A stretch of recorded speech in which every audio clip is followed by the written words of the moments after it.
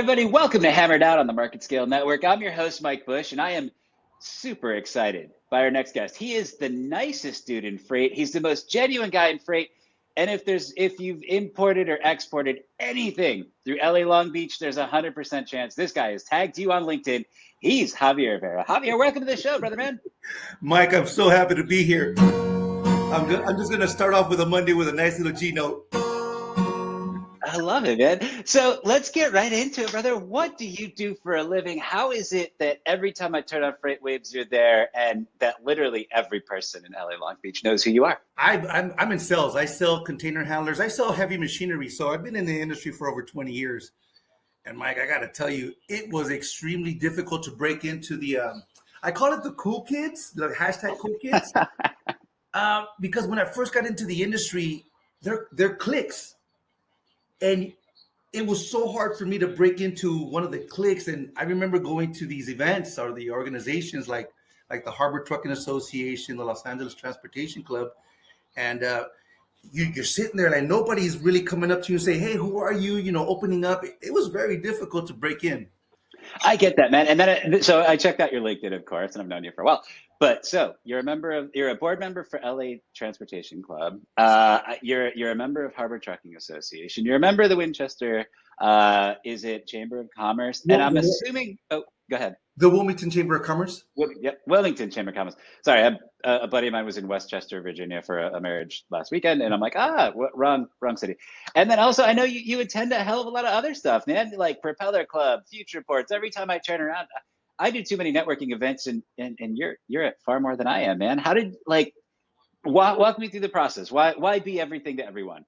Because I remember how it was difficult to start in the organization, in the industry. And really, there was no helping hand. I remember going to all these events and no one actually said, hey, who are you? Let me bring you in. Let me talk to you. So I have an outgoing personality. So I can penetrate any group, any organization, and just start a conversation with somebody. And the reason why I'm able to do that is because, Mike, I'm not sure if you know, but I've traveled 73 countries. That's amazing, man. This map right here shows you where I've been throughout the world. And seeing that I've been to 73 countries, I'm able to talk to anybody because somebody's been to somewhere where I've been, and then I connect with them that way. And when somebody tells me like, oh, I was just there last year, and I ask them, well, tell me about it. And then, that wall gets brought down. Because people have this wall like, well, who are you? Are you a stranger? And once that wall starts to come down, then they start to open up. And once they open up, we become friends. All my customers are my friends. So I just got heavy in networking and joining all the organizations like IANA. Like this year's IANA was a huge, huge success. Although Toyota looked at me and said, Javier, you were never at the booth, manning the booth. I go, well, my job was to go out and introduce myself to everyone there. And I think I succeeded.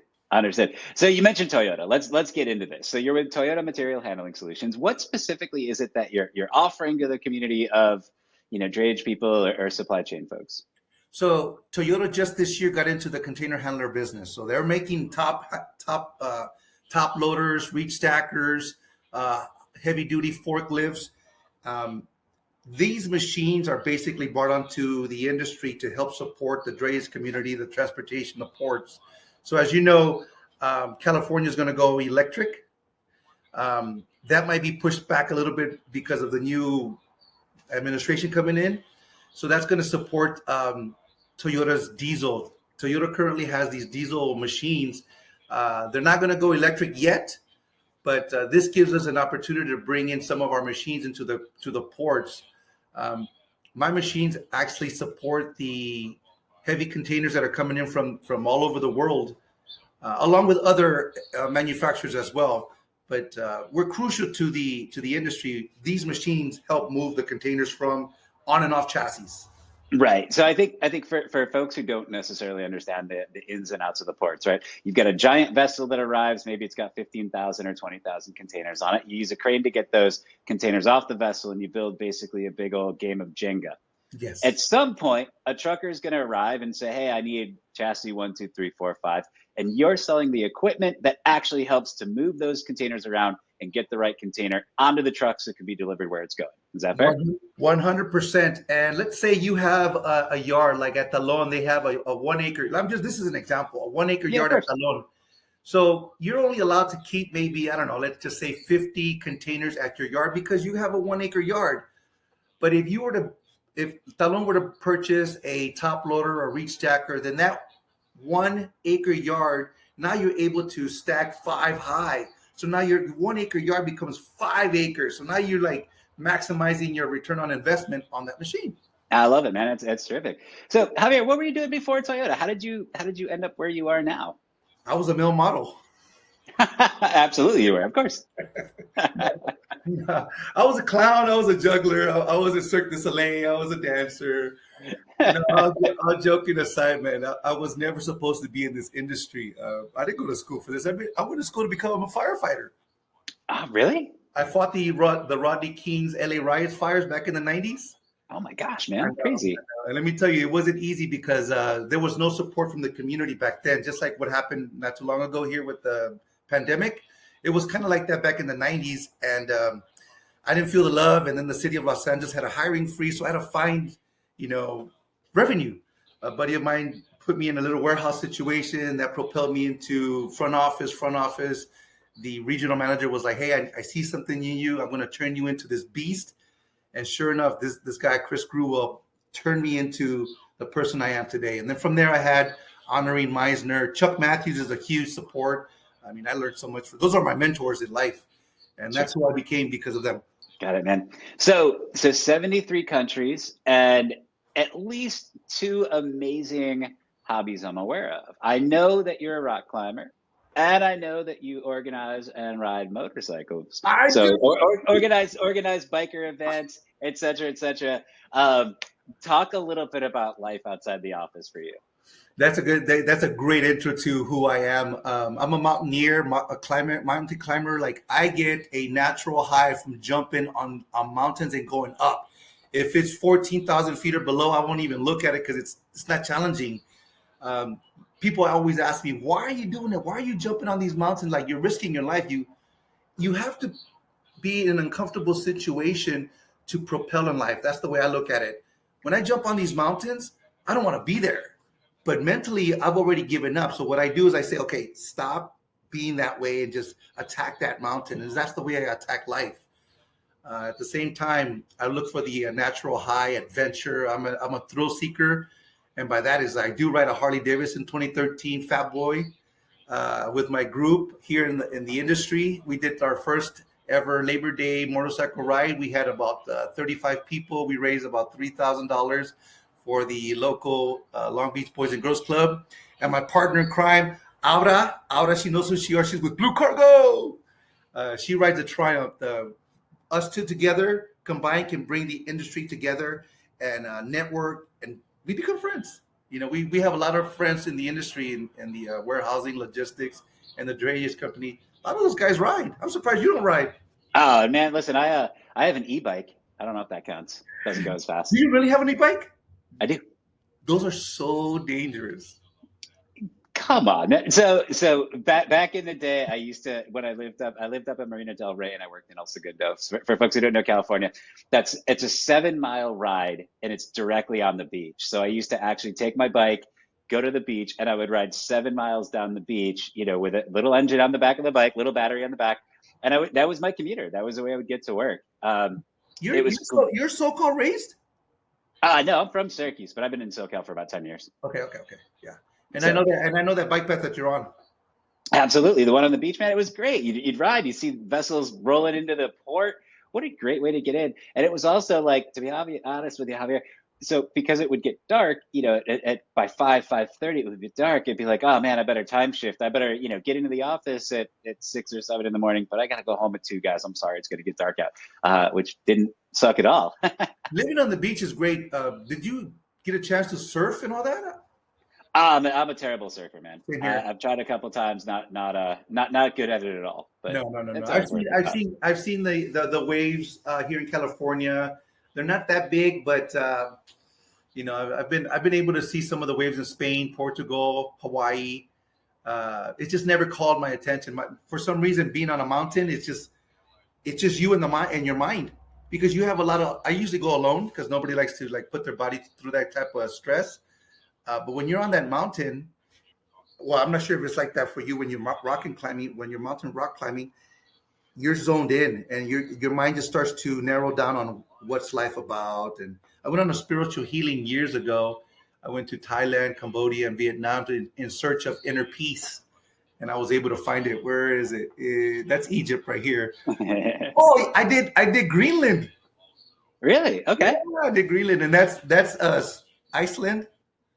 And I've been to the furthest city in the world called Ushuaia in Argentina. That's that right there. Okay. Awesome, man. Awesome. So you're talking to a new or recent college grad who says, Javier, I'm thinking about logistics as a career path. What's the advice you give them? Network. You got to be uncomfortable. Go into uncomfortable situations to break down those walls. When you first out of college, you got the book smarts. You graduated, but having a little bit of that street smarts and able to break into some of these network events, that takes guts, because like I said, some of these guys have built these little cliques where it's hard to get into. And when I see somebody new in the industry or somebody new in the organization, because we know each other, we know all the people, the key players.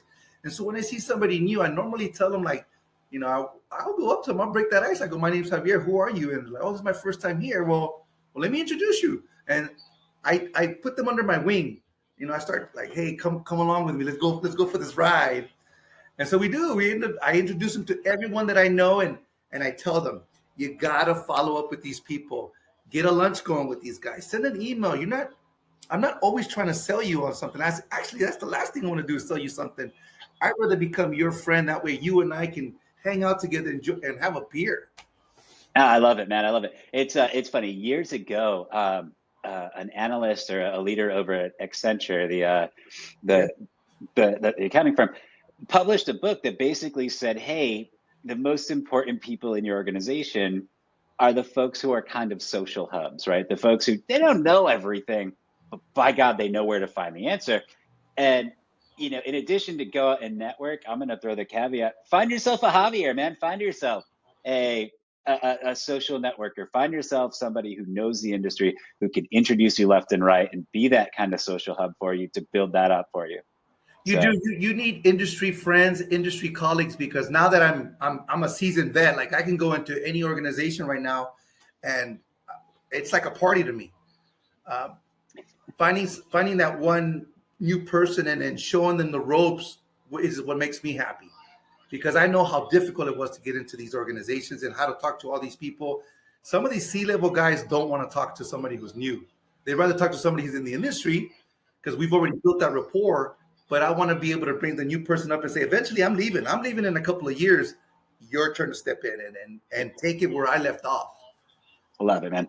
Hey, listen, I know you, when we decided to do the podcast together, I'm sure you thought about it and said, hey, here's things I want to talk about. Is there anything I haven't let you cover or anything that you want to touch on I haven't given you the opportunity to say? Yeah, and this is on a personal level, because as you see that I travel, and my next adventure is Aconcagua in February. I'm going to start reaching out to my main contacts in the industry and looking for sponsorships, because these trips are not easy. Blue Cargo already gave me their shirt. It has a big Blue Cargo sign here. Henry Wilson from Fastlane Transportation is going to give me a beanie with his company logo. So that helps me do these trips at the same time, because I have such a huge following on LinkedIn. I'm able to promote their company and, their scholarship or their sponsorship for my trips. And then I also have a YouTube channel as well, because I have to document all my summits and all my hikes before I step onto Everest. The expedition leader in Everest said, you're not stepping onto my mountain until I see you do these mountains. So that's what I'm doing this for. Oh, that's amazing, man. Hey, Javier, if people want to support you, what's the best way to do so? They can reach out to me. They can be on my LinkedIn. They can reach me out at Javier Vera LinkedIn. My telephone number, my email's on there. I have a YouTube channel, Javier Vera. Once you type in there, you'll see me. I am going to have a walking sponsorship shirt, because I'm like NASCAR, but on a mountain. Dude, I appreciate you doing the show. Thank you so much, my friend. Mike, always a pleasure. Look forward to seeing you again, my friend. Hey, happy Thanksgiving.